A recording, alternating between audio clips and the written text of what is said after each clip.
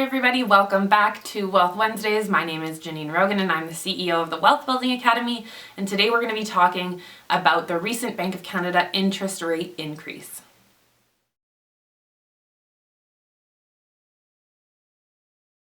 A couple of weeks ago, the Bank of Canada announced the first rate increase of 2023, moving the interest rates up by 25 basis points or 0.25%. This means that if you are a borrower, the cost of borrowing is going to increase in the short term for you.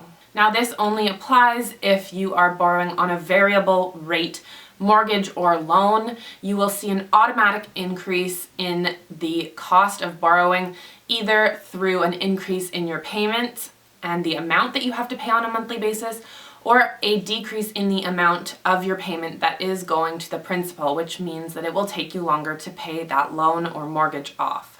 Now, if you have a fixed rate mortgage or loan that is coming up for renewal in the next little bit, this may affect you as well, as you will need to renew that loan, likely at a higher interest rate, which again means you're going to either have larger payments or it's going to take you longer to pay off that loan or mortgage. Alternatively, if you have no debt and only a savings account, you will see an increase in the amount that you are paid on a monthly basis through the interest in that account.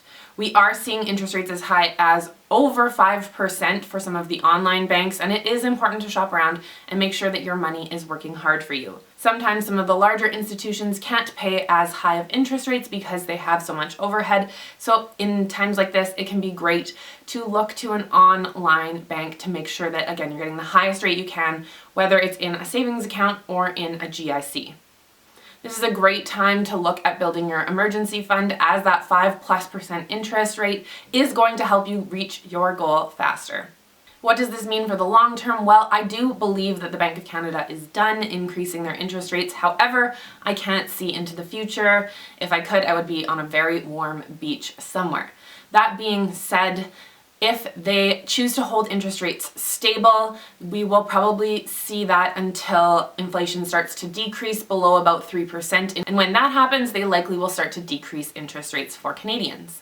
What does this mean for you? Well, if you have a renewal coming up in the next little bit and you want to ensure that you know exactly how much your payments are going to be, it might make sense to go with a shorter term fixed rate. So 1 or 2 years for that mortgage or that loan, and then reassess in a couple of years, as again, we may see interest rates start to decrease.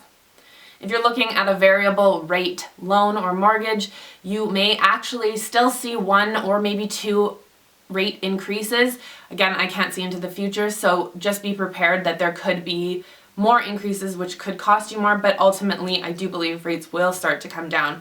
So if you're in a variable rate loan, you will start to see some benefits, maybe even as early as late 2023, early 2024. If you enjoyed this video, please give it a thumbs up and subscribe to my channel. And if you have any questions or comments about what the Bank of Canada has done, please leave them in the comment section below, and I will see you next week.